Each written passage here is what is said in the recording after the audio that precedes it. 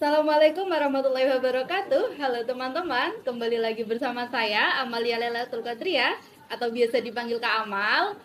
Di sini kita akan kembali ke agenda yaitu berbisa, yaitu berbincang ringan tentang sastra. Nah, di sini saya nggak sendiri nih. Di sini saya ditemani oleh dua kakak cantik di samping saya. Nah, yang pertama nih ada Kak Yesi, yang kedua ada Kak Lina.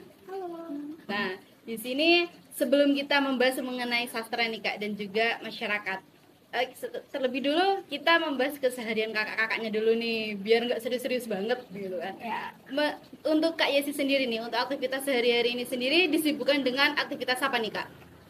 kalau aktivitas sendiri sih lebih ke seperti biasa ya, kuliah dan ya aktivitasnya sebatas di itu saja. Nah, saya itu sebagai salah satu mahasiswi dari Universitas Jember, yaitu Prodi Pendidikan Bahasa dan Sastra Indonesia angkatan 20. Nah, salah satu kegiatan yang saya sering lakukan akhir-akhir ini tuh adalah apa ya? Mempelajari mengenai sastra sendiri dan juga yang berhubungan dengan prodi saya seperti itu, Kak Amal. Kalau untuk Kak Lina sendiri nih, aktivitas sehari-harinya lagi sibuk apa nih Kak?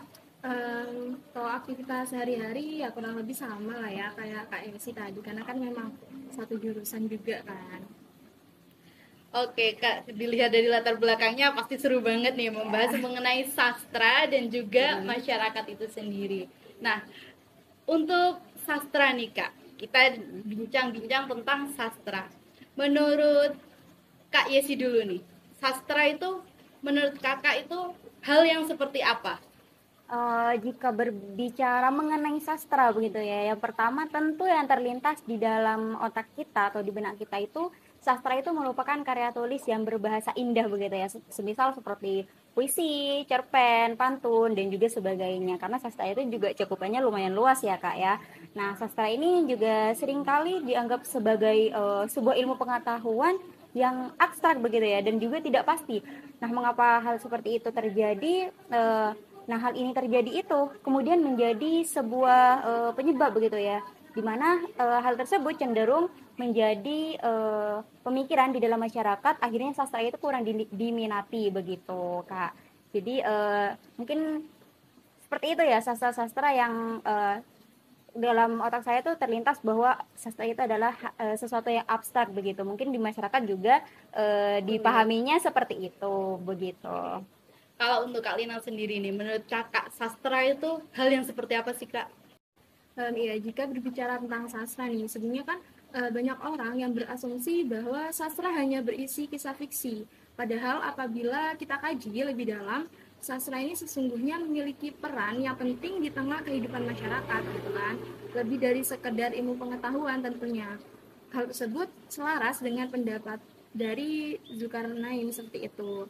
Nah, yang mengatakan bahwa sastra merupakan karya seni yang mediumnya bahasa dan isinya tentang manusia dan kemanusiaan. Seperti itu Kak Amal. Untuk sastra secara sekilas pembahasannya mungkin seperti itu ya Kak ya. Nah, untuk lebih dalamnya lagi nih Kak, kita sekarang membahas mengenai sisi sastra ketika Ya. berhubungan dengan masyarakat. Nah, kalau sastra itu tadi dibilang sebagai suatu gambaran dari kehidupan, Ya. nah yang diaplikasikan menggunakan bahasa sebagai alatnya, menurut Kak Yes ini, keterkaitan antara sastra dan juga masyarakat itu sendiri erat atau bagaimana Kak? Jika berbicara mengenai hubungan antara sastra dan juga masyarakat, nah hubungan antara sastra dan masyarakat ini bisa disebut sebagai pendukung nilai-nilai kebudayaan begitu ya. Nah hal ini tentunya karena sastra dan juga masyarakat itu tidak dapat dipisahkan dan juga karena sastra itu menyajikan kehidupan begitu ya Kak Amal dan juga dalam kehidupan itu sebagian besar terdiri dari kenyataan sosial. Nah, walaupun karya sastra ini juga meniru alam dan dunia subjektif manusia, tetapi dalam karya sastra itu sendiri juga besar terdiri dari kenyataan-kenyataan sosial begitu. Jadi dalam jika dari pendapat Walek dan Waren dalam bukunya itu menyampaikan juga bahwa dalam hubungan antara sastra dan masyarakat itu terdapat 3 pendekatan begitu ya. Yang pertama ini seingat Apa saya aja tuh, tuh Kak, untuk pendekatannya tuh, Kak? ya, yang pertama itu seingat saya itu mengenai berkaitannya dengan sosiologi pengarang, di mana profesi pengarang dan institusi sastra. Nah, pada pendekatan pertama ini itu mencakup masalah dasar ekonomi produksi sastra, latar belakang sosial, status pengarang, dan ideologi dari pengarangnya itu sendiri. Nah, itu yang pertama, Kak. Nah, yang kedua itu mengenai karya sastra, tujuan serta hal-hal yang tersirat begitu ya dalam karya sastra itu sendiri yang berkaitan dengan masalah sosialnya. Kemudian yang ketiga itu dari pendekatan yang dibahas oleh Walek dan Waren itu berkaitan dengan permasalahan pembaca dan juga dampak karya sastra itu terhadap masyarakat begitu. Nah, karena karya sastra yang baik itu ialah karya sastra yang mampu memberikan kontribusi begitu ya di tengah kehidupan yang ada di masyarakat seperti itu.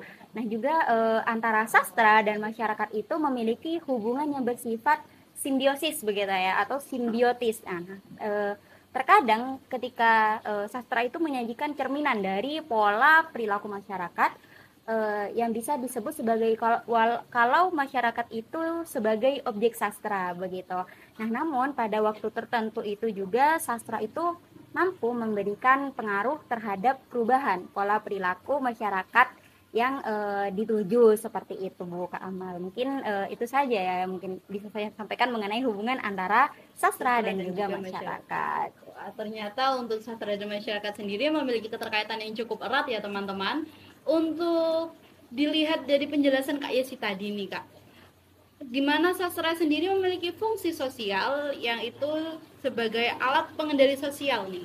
Nah, untuk penduplikasian atau contoh nih Kak dari karya sastra dan yang itu memiliki makna mendalam terlebih perihal kehidupan di tengah-tengah masyarakat nih Kak. Itu bagaimana? Mungkin Kak Lina? Terkait yang telah dijelaskan Kak Yesi tadi ya, mari kita ambil contoh dari sebuah karya sastra klasik milik Raja Ali Haji, yaitu Gurindam 12. Nah, Gurindam 12 ini lahir atas sebab kekhawatiran serta keprihatinan Raja Ali Haji terhadap kondisi yang dapat membahayakan kehidupan masyarakat melalui kerajaan Riau Lingga begitu. Saat Malaka dikuasai oleh Portugis, terjadi pergeseran nilai-nilai budaya masyarakat Melayu yang disebabkan oleh masuknya pengaruh kebudayaan yang dibawa oleh para penjajah seperti itu. Nah, demi mempertahankan dan memelihara eksistensi budaya Islam, maka Raja Ali Haji ini menulis Gurindam tersebut. Melalui karya sastra ini, beliau berusaha agar agama dan adat istiadat tersebut kembali merebak dalam setiap aspek kehidupan masyarakat Melayu pada saat itu. Seperti itu Kak Amal. Wah, ternyata cukup mendalam sekali ya untuk sastra dan masyarakat itu sendiri ya.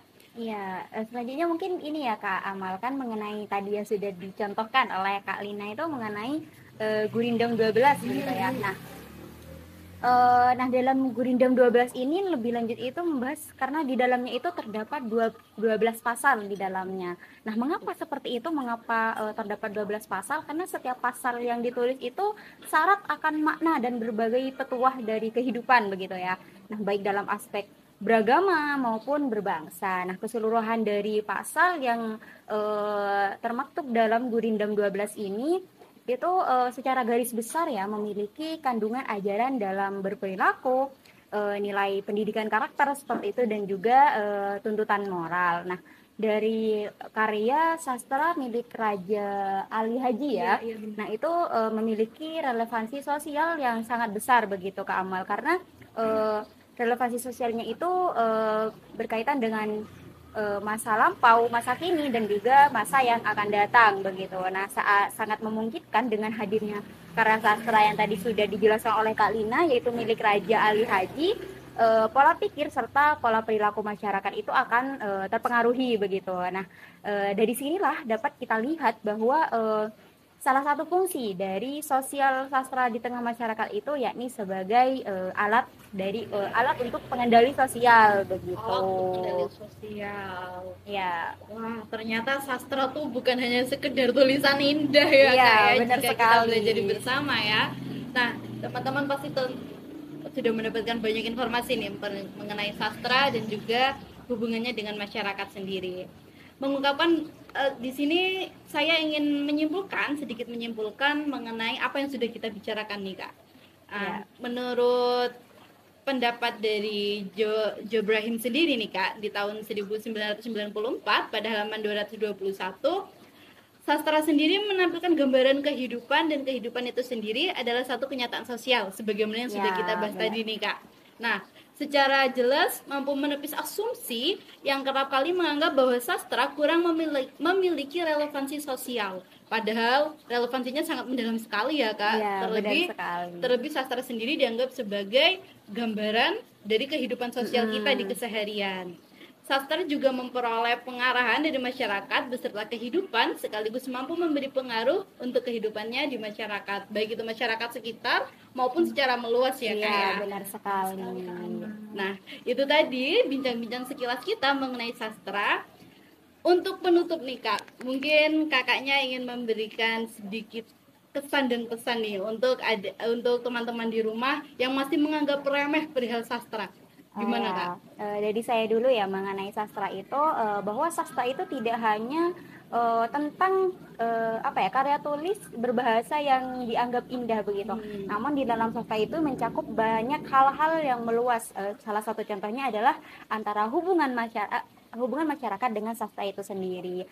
Nah, seperti yang sudah kita jelaskan tadi, bahwa antara sastra dan juga karya sastra, antara sastra dan juga masyarakat itu juga memiliki hubungan yang di dalamnya itu banyak hal-hal yang dapat kita pelajari di dalam sana, karena di dalam karya sastra tentu juga memuat mengenai norma-norma dalam kehidupan bersosial seperti itu, Kak Lina. Mungkin dari teman-teman juga sependapat dengan saya seperti itu. Nah, untuk Kak Lina sendiri nih, mungkin ingin menyampaikan pesan-pesannya sedikit saja nih, Kak, untuk teman-teman yang ada di rumah.